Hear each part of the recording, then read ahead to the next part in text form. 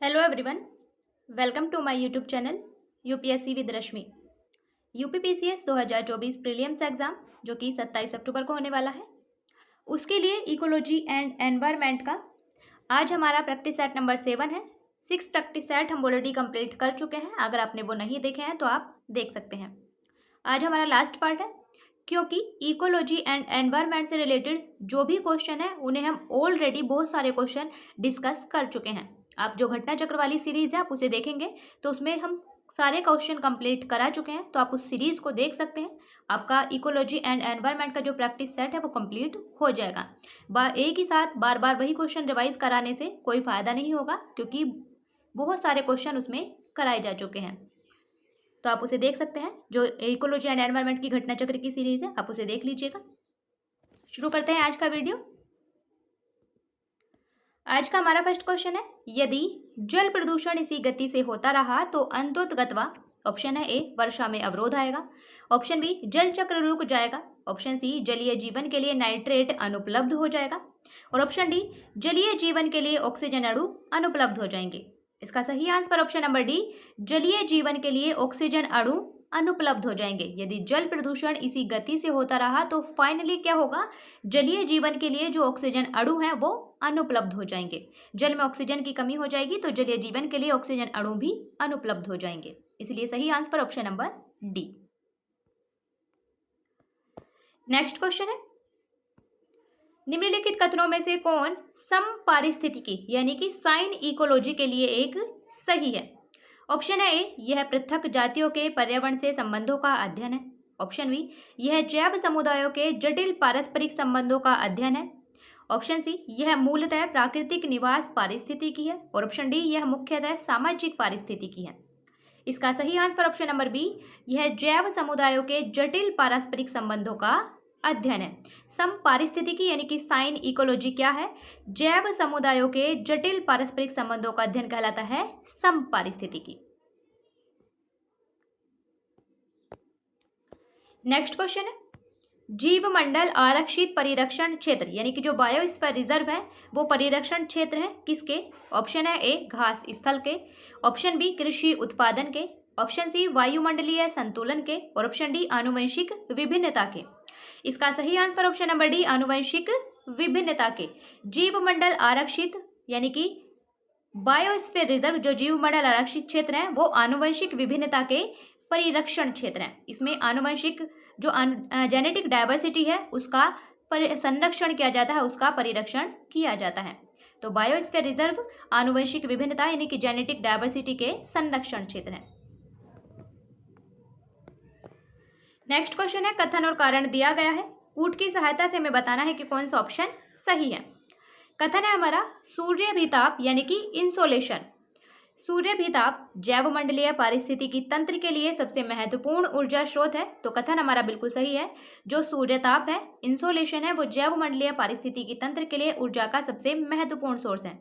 कारण है, सौर विकिरण हरे पौधों के द्वारा भोजन और रासायनिक ऊर्जा में परिवर्तित हो जाता है। कारण भी हमारा बिल्कुल सही है और कारण कथन की व्याख्या भी कर रहा है, क्योंकि जो सूर्यताप है वो जैवमंडलीय पारिस्थितिकी तंत्र के लिए ऊर्जा का सबसे महत्वपूर्ण स्रोत है, क्योंकि सौर विकिरण के माध्यम से ही हरे पौधे अपनी पत्तियों में जो क्लोरोफिल उनकी पत्तियों में पाया जाता है उसके माध्यम से इस सौर विकिरण का उपयोग करके ही भोजन और रासायनिक ऊर्जा का निर्माण करते हैं। तो दोनों सही है और आर ए की सही व्याख्या भी करता है, इसलिए हमारा सही आंसर ऑप्शन नंबर ए और आर दोनों सही है और आर ए की सही व्याख्या है। नेक्स्ट क्वेश्चन है, पारिस्थितिकी यानी कि इकोलॉजी पारिस्थितिकी के जनक हैं। ऑप्शन है A Ernest Haeckel, option B Charles Darwin, option C E Warming और ऑप्शन डी चार्ल्स एल्टन। इसका सही answer option number A Ernest Haeckel. पारिस्थितिकी यानी कि इकोलॉजी के जनक हैं अर्नेस्ट हैकल। पारिस्थितिकी शब्द का उपयोग किया गया था सबसे पहले अर्नेस्ट हैकल के द्वारा ही 1866 में, और ये एक जर्मन जीव विज्ञानी थे, ध्यान रखिएगा।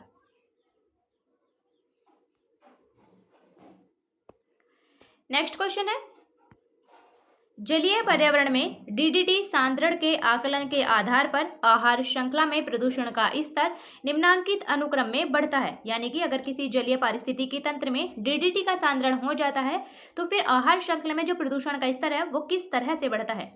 ऑप्शन है ए पक्षी, मछली, घोंघा, जलीय पादप, ऑप्शन बी जलीय पादप, घोंगा, मछली, पक्षी। ऑप्शन सी घोंगा, जल पादप, मछली, पक्षी। और ऑप्शन डी घोंगा, मछली, पक्षी, जलीय पादप। हमारा सही आंसर होगा ऑप्शन नंबर बी, जलीय पादप, घोंगा, मछली और पक्षी। क्योंकि जलीय पादप को खाता है घोंगा, तो डीडीटी का सांद्रण जलीय पादप से होगा घोंगे में। घोंगे को खाती है मछली, घोंगे से जाएगा मछली में, और मछली को खाता है पक्षी, और मछली से जाएगा पक्षी में। तो डीडीटी का जो सांद्रण सबसे ज्यादा मिलेगा वो मिलेगा पक्षियों में। तो हमारा सही क्रम जो होगा हर श्रृंखला का वो होगा जलीय पादप, घोंगा, मछली और पक्षी।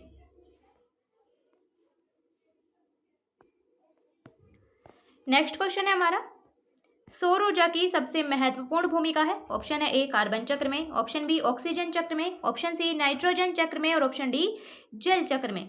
हमारा सही आंसर ऑप्शन नंबर डी, जल चक्र में।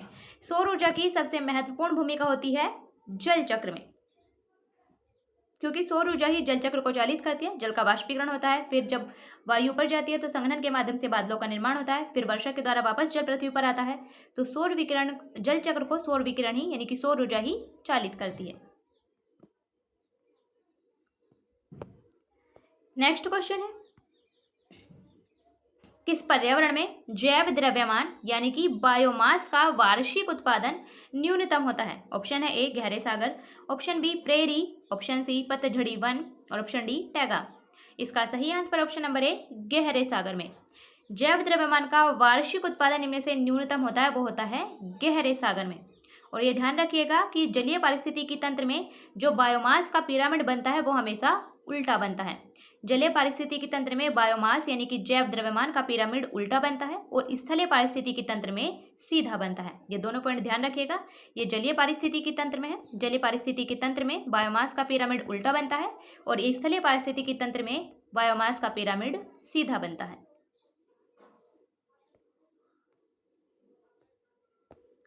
नेक्स्ट क्वेश्चन है, कथन और कारण दिया गया है, कूट की सहायता से बताना है कि कौन सा ऑप्शन सही है।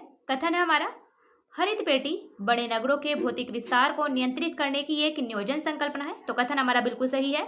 हरित पेटी यानी कि ग्रीन बेल्ट बड़े नगरों के भौतिक विस्तार को नियंत्रित करने की एक नियोजन संकल्पना है।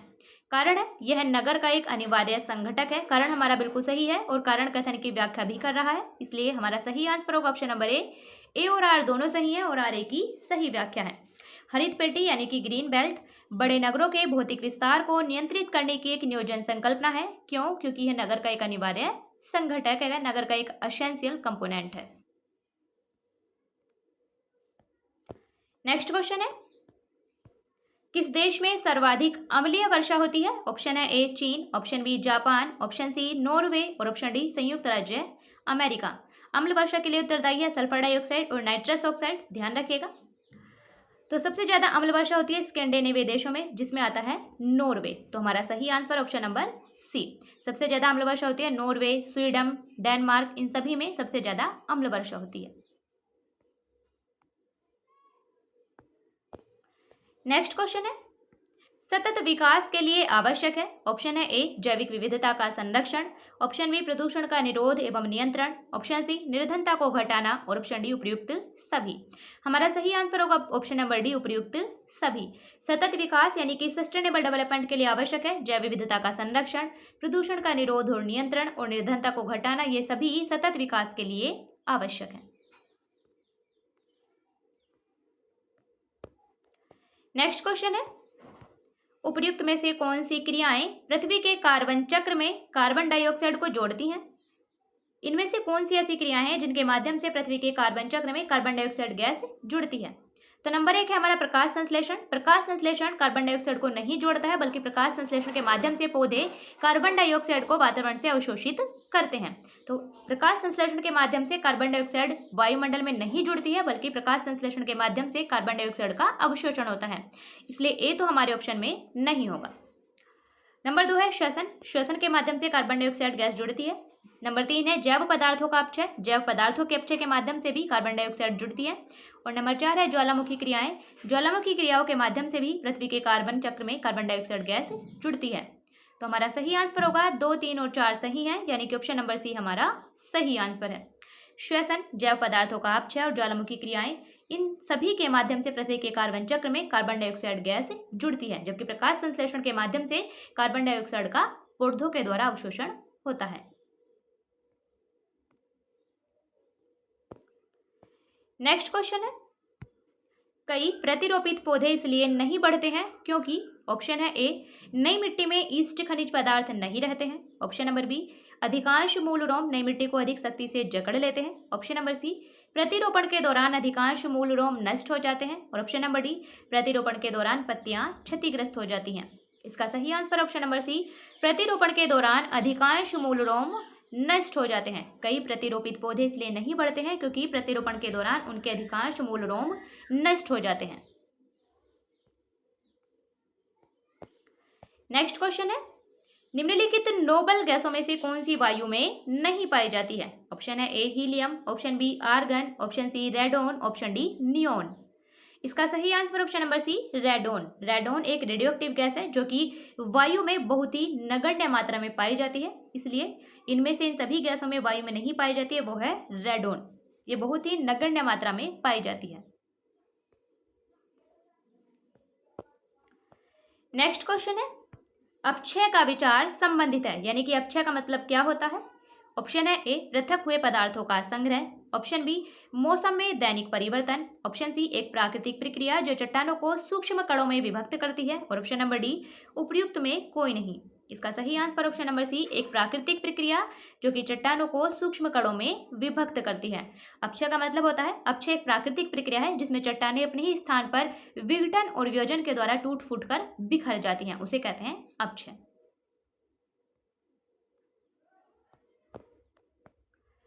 नेक्स्ट क्वेश्चन है, निम्नलिखित कथनों पर विचार कीजिए। दो कथन है, हमें बताना है कौन से कथन सही हैं।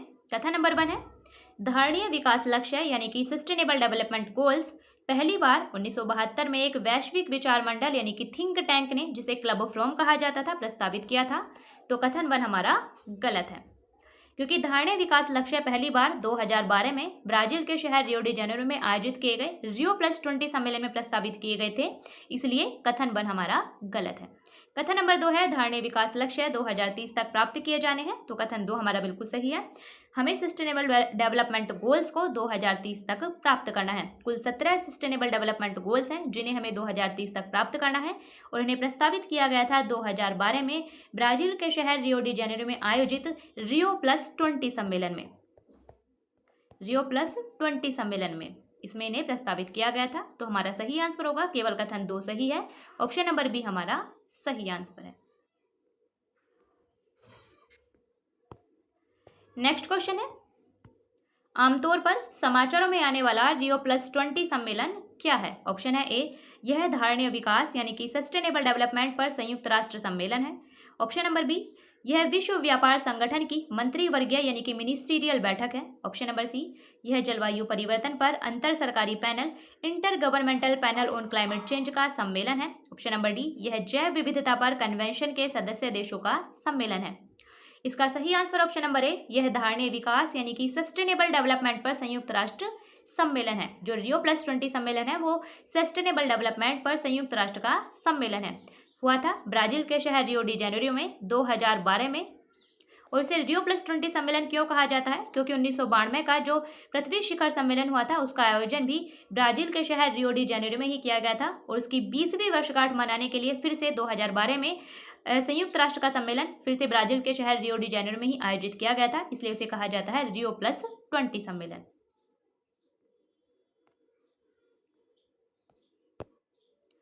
नेक्स्ट क्वेश्चन है, रियो+20 सम्मेलन रियो+20 घोषणा पत्र का शीर्षक क्या था? इस रियो+20 सम्मेलन में एक घोषणा पत्र जारी किया गया था, तो उसका शीर्षक क्या था? ऑप्शन है A, the future we want. Option B, the future we seek. Option C, the future we have. और option D, the future we see. इसका सही answer option number A, the future we want. रियो+20 सम्मेलन का जो घोषणा पत्र था उसका शीर्षक था the future we want.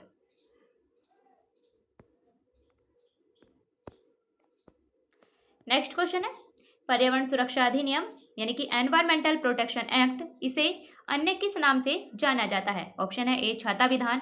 Option B, छड़ी मुबारक। ऑप्शन सी, पर्यावरण विधान। और ऑप्शन डी, इको संरक्षा नियम। इसका सही आंसर ऑप्शन नंबर ए, छाता विधान। पर्यावरण सुरक्षा अधिनियम एनवायरमेंटल प्रोटेक्शन एक्ट को छाता विधान यानी कि अम्ब्रेला लेजिस्लेशन के नाम से भी जाना जाता है और ये पारित किया गया था 1986 में। पर्यावरण सुरक्षा अधिनियम 1986 में पारित किया गया था पर्यावरण के संरक्षण और उसके नियंत्रण के लिए। तो ये सभी पॉइंट आपको ध्यान रखने हैं।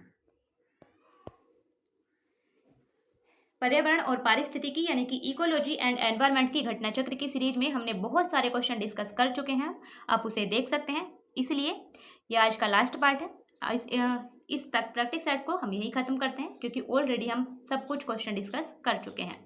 तो अच्छे से पढ़िए, रिवाइज कीजिए और कमेंट में जरूर बताइए कि नेक्स्ट प्रैक्टिस सेट किस चीज़ का स्टार्ट किया जाए, किस सब्जेक्ट का स्टार्ट किया जाए, क्योंकि इंडियन पॉलिटी का प्रैक्टिस सेट और इकोलॉजी एंड एनवायरनमेंट का प्रैक्टिस सेट हम डिस्कस कर चुके हैं। अब बताइए कि ज्योग्राफी का स्टार्ट किया जाए या फिर हिस्ट्री का स्टार्ट किया जाए, क्योंकि मॉडर्न हिस्ट्री में हम कई प्रैक्टिस सेट कंप्लीट कर चुके हैं, उसके कुछ प्रैक्टिस सेट अभी बचे हैं। तो अब बताइए मॉडर्न हिस्ट्री का उसे स्टार्ट किया जाए आगे या फिर इंडियन ज्योग्राफी का स्टार्ट किया जाए।